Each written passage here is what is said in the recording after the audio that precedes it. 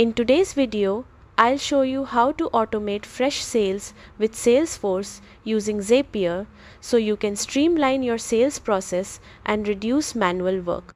Start by opening your browser and heading to Zapier. Log into your account or sign up if you don't already have one. Once you're inside the dashboard, click the option to create a new Zap. A Zap is simply an automated workflow that connects two apps. Now set up the trigger. Choose Fresh Sales as the trigger app.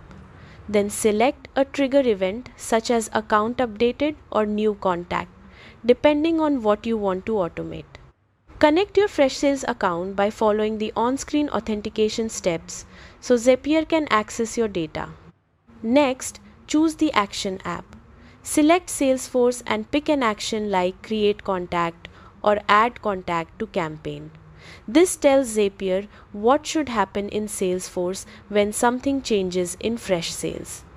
Connect your Salesforce account and allow access so the apps can communicate properly.